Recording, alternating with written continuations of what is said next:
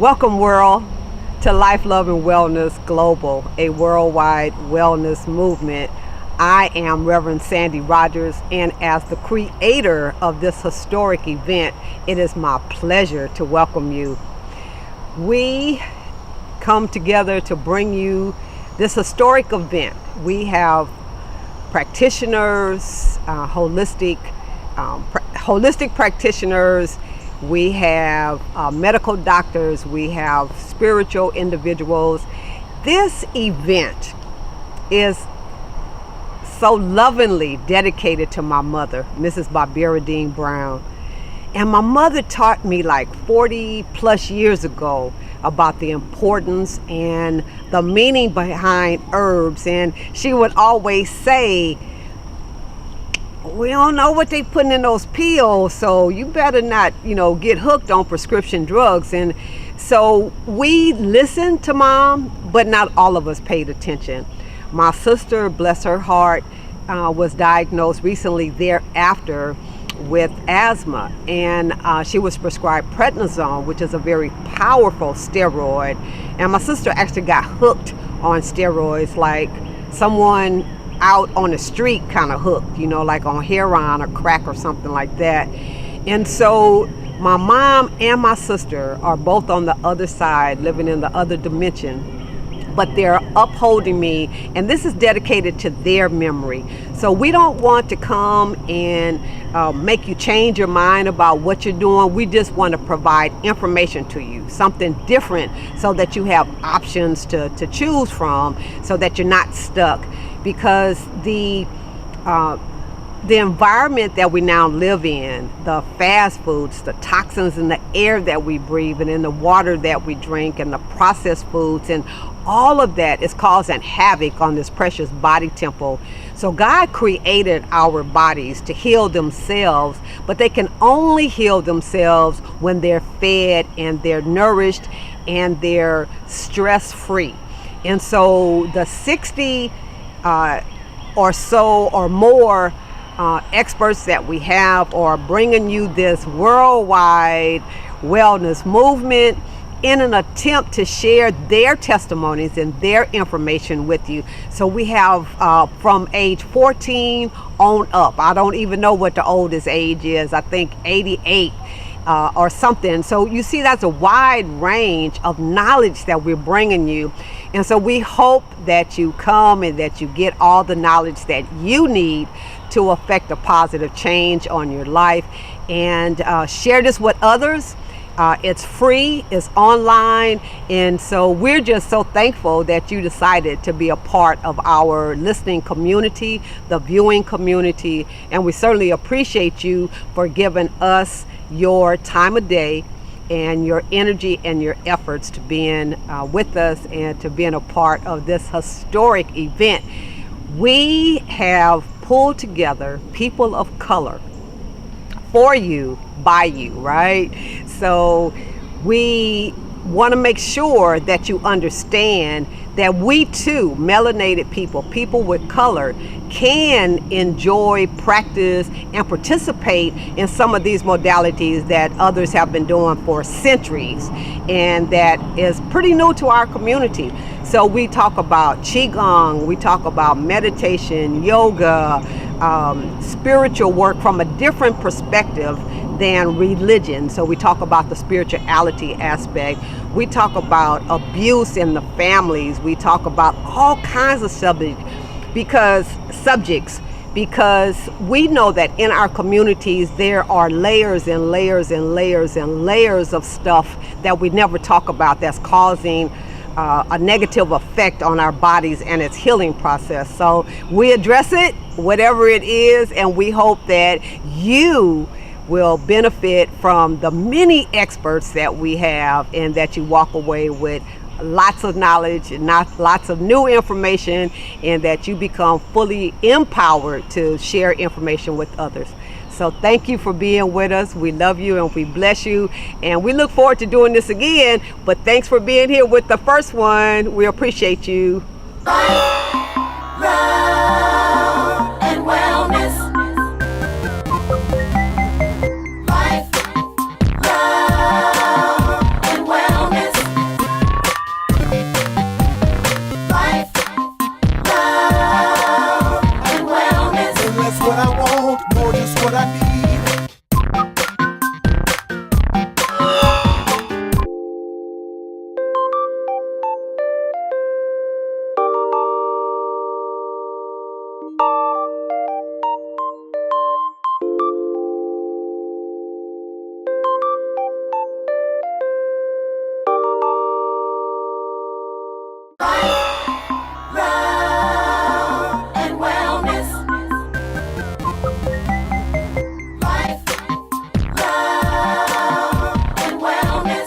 My name is Joseph Dillard, and I've been in financial services for about 30 years.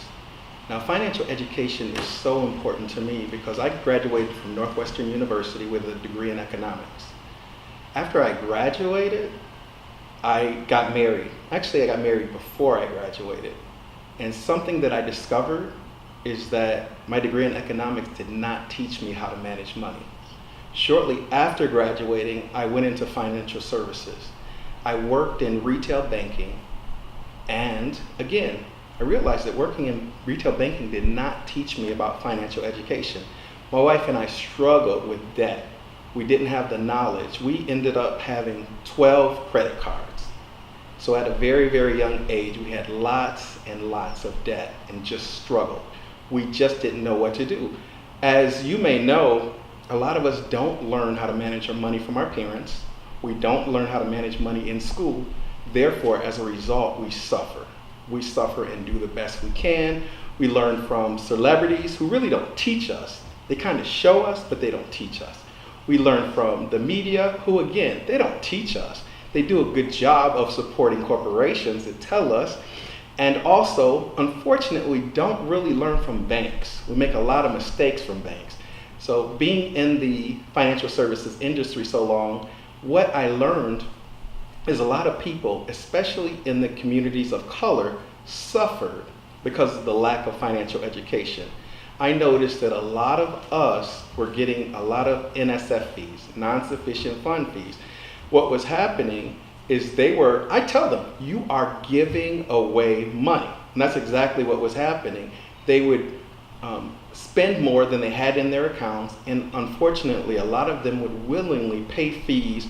Back then, maybe $25, now between $29 and $40 every time it's done. And again, a lot of it has to do with never learning how to manage their money. I noticed that a lot of people of color in my community, in our community, were turned down for loans. They would definitely readily apply for loans, but they were turned down again because they never learned how to manage their money.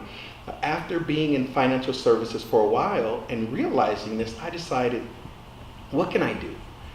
I'm an expert because I've been through the same thing. I know what I'm teaching people because, again, I've suffered from debt. I've had a difficult time because I never learned. So I decided I would help people learn how to manage their money, because something I learned is learning how to manage your money will literally change your life. And that's something I truly, truly believe. So I started helping people. I started as a budget coach and a financial coach. And one thing that I learned that is so, so important, and this is what the first thing I talk to people about when I talk to them about financial education, it begins with changing the way you think. Changing your thinking is the most important thing. A lot of people think the answer to their problems is making or getting more money.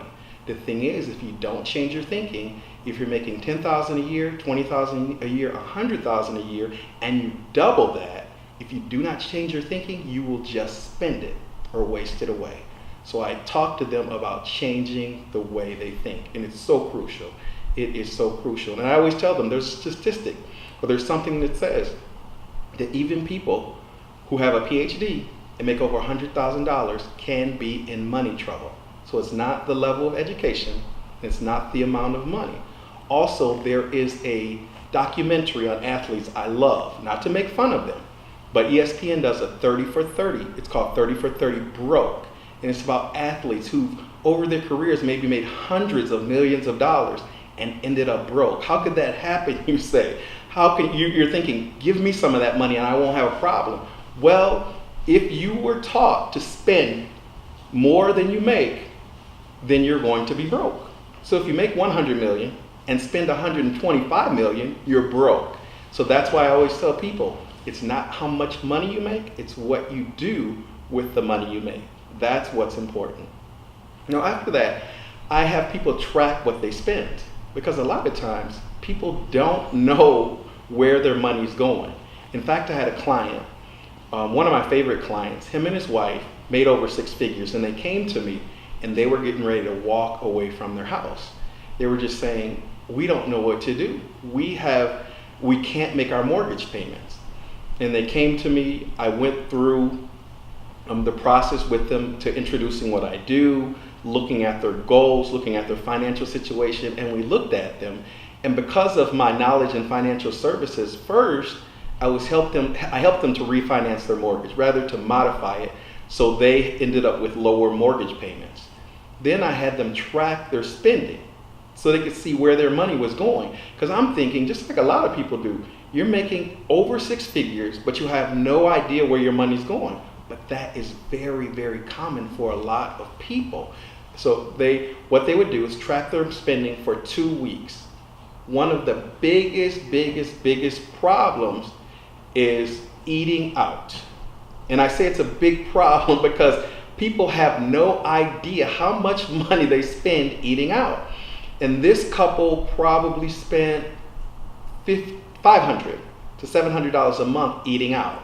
So right there, they adjusted their spending and they saved. A lot of people spend a lot of money on cable. To this day, I don't understand how cable can be so expensive, but they will. And a lot of people get caught in a trap. Still surprises me. They go for 90-day promotions of free. They are offered premium channels for 90 days and they think they're smarter than the cable stations. So at the end of 90 days, they say, I'm going to cancel the service. Well, they end up not canceling the service. So they go from free to maybe $90 or $100 a month. And then they decide, okay, I'm going to keep it. Some people are spending $180 plus just on cable alone. And sometimes they do it for a particular sports season or something like that. That's another way. Again, I let them see where their money's going so they can determine, because I can't force anybody to do anything, but I let them see their financial situation, help them to understand where their money's going so that it can help them to make cuts where it's necessary. Going back to this particular couple, after they were able to get their mortgage modified, they found out where their money was going. They set up a savings plan. They went from getting ready to walk away from their house to keeping their house to from saving $0 a month to actually saving $1,600 a month with the same amount of money they were making. And to me, it's one of my success stories. I love it because what it tells you is, again, a lot of people think the answer to their problems is making more money. This couple was making a decent salary and continued to make the same amount of money. And as a result of making some changes, again, they were able to keep the house they had. They ended up saving $1,600 a month, and they started budgeting. And in fact, they went from not saving anything to be excited about saving money on a monthly basis. In fact, when he was laid off for a while, he said he didn't want to go into his savings. I said, that's why you have the savings. But it was great because they didn't miss a beat. But because they were saving the money, they were able to use that. 6 weeks later, when he started working again, they didn't miss a beat, no late payments, and they started in a good position again. So again, that's where I start. I start with there, and then we look at a budget. For a lot of people, a budget is a bad word. They're like, I don't want a budget because I don't want to be restricted on how I spend. Well, actually, a budget is a tool, as I said, to help you know where your money is going. And that's just it. Again, a lot of people are just spending and they have no clue where their money is going. I'm going to reiterate, it's not how much money you make, it's what you do with the money you make. And if you know where your money is going, there's a better chance that you'll use it more wisely. So I help people see what's coming in and I help them see what's going out. And sometimes if what's going out is more than what's going in, I say you've got a decision to make. You've got a decision to make. You can cut expenses or you can increase your income. Well, a lot of times after tracking, they can see where they cut their expenses. And there are times also when I look at the situation and say, you actually have extra money at the end of the month. And they go, I don't know where that money is because I don't see it. But as a result of budgeting and tracking, they can actually see it. So what I help them to do then is to create an emergency fund. What's an emergency fund? Well, what I tell people, it's for the unexpected things. And the thing about unexpected events, you can expect them to happen. Your car is going to break down, an appliance is going to break down. You're going to need unexpected money. And the thing is without an emergency fund, what's going to happen? You're going to use your rent money, your mortgage money, your bill money to use that. And then after that's taken care of, you're trying to figure out, how am I going to make it up? Then you're robbing Peter to pay Paul. You end up trying to catch up and catch up and catch up. And then you end up sometimes taking out a payday loan. Payday loan is going to I wouldn't even call it a financial institution. I'm going to just say going to a predator who charges you high interest rates for a small amount of money. And then what's going to happen is, because you're behind, you're going to pay it back with your check. But because you don't have enough money, you're going to go right back to that same predator, if you will, and do the same thing over and over and over again. And sometimes people get trapped with that. They pay high interest rates. And I'm going to go to another client. They were doing the same thing. Banks started to offer this. They realized how much money was in this. So what they would do is they would let clients borrow $500 every 2 weeks, and they'd have to pay $50 for this service. Imagine the amount of interest for that. Well, what would happen is at payday, they would pay the $500, but of course, because they paid $500 for the loan, they would be short. Because they were short, they would borrow it again and then pay the $50, and they would continue to do so. By sitting down and showing them how they could save money and catch up, what they could do is pay that off, never to go back. Therefore, they wouldn't have to continue to pay that $50 every 2 weeks. That's $100 a month, $1,200 a year for a $500 loan. It's just crazy.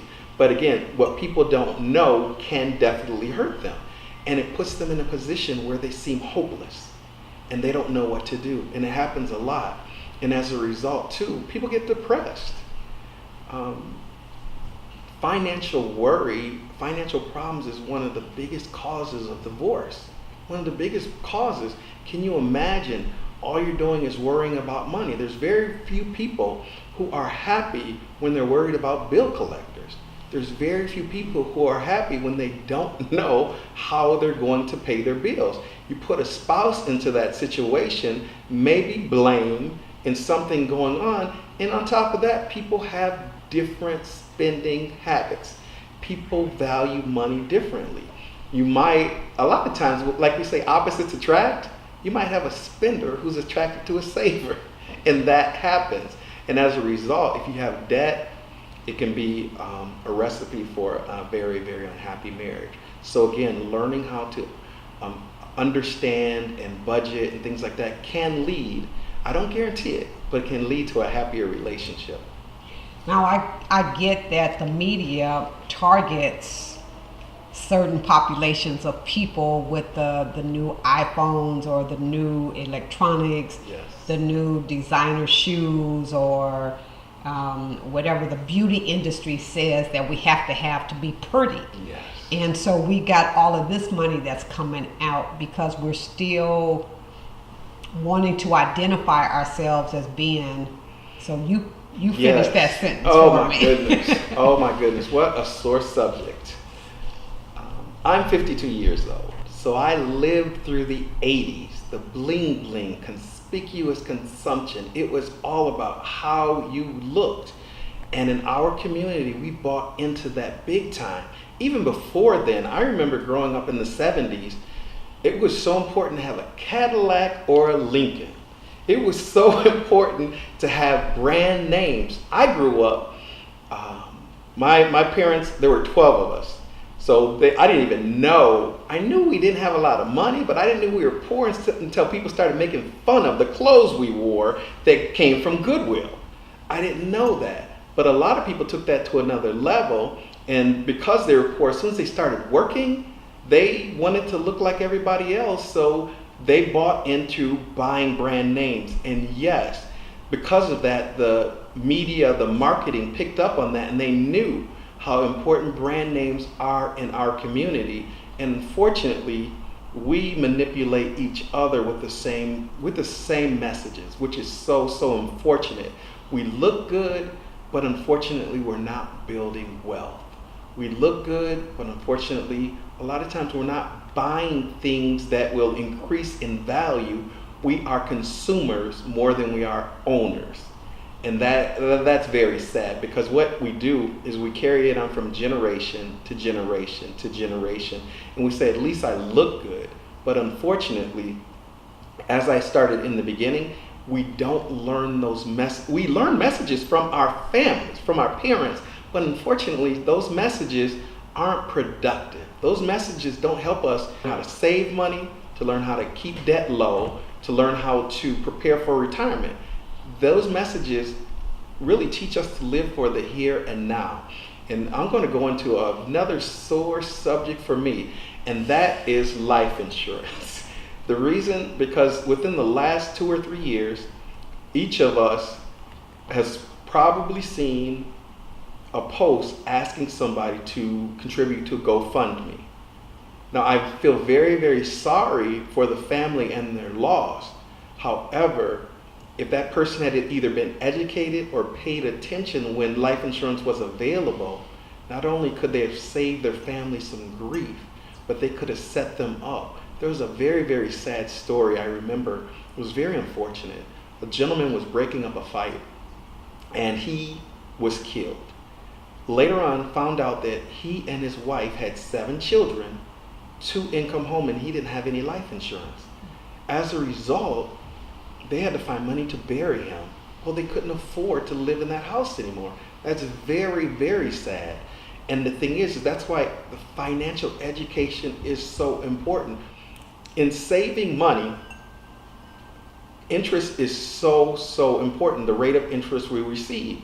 A lot of people in our community are only familiar with banks and credit unions. In this day and age, you may get 1-2%, if you're very lucky, rate of return from a bank. A lot of people in our community are not educated on investing. The thing is we can put away the same amount of money as someone who is educated and get a higher rate of return. However, at the end of 30-35 years, they will have maybe 3, 4, 5, 10 times as much money put away as we would, and it's more because of our lack of knowledge, not because of resources, if you will, but it's because of lack of knowledge. Unfortunately, in our community, we're consumers and not as much owners. And it's so important to be owners. Owners are the ones who control the wealth in our country and control the wealth in our world. One thing I tell people, and I loved owning a home for the stability, but in an apartment, things can happen and you have to leave. When you're in a home, there's very few things that happen that you have to leave. That's because you own the home. And it's so important, I think, to teach those lessons to your children, because there's so much transition in our community for different reasons. But again, if you're an owner, you have a lot more value than if you're a renter. Credit is huge. I repeated that because it is so important. As I've talked with clients and helped them to set up a schedule to pay their bills, a lot of them are upset at the end of the month when they say, oh my goodness, I have nothing left. And I say, at least you were able to pay all of your bills on time. And one of the reasons I say that is because a lot of times people have the money and still do not pay their bills on time. One, sometimes they don't match their bill payments with their pay dates. 2, because they don't know where their money is going, they end up paying their bills late. And as a result of paying their bills late, again, they're throwing away money because they're late fees. When it comes to money, people can be very funny. And I say that because there's a lot of trust issues involved with money. However, if you're afraid or embarrassed to reach out, it can only hurt you. And educating yourself can keep you from paying more than you would and can help you to save more than you ever have. So knowledge is definitely power when it comes to money management. Well, thank you. Mr. Dillard says be a owner, not a consumer. Absolutely. We appreciate you. Thank you.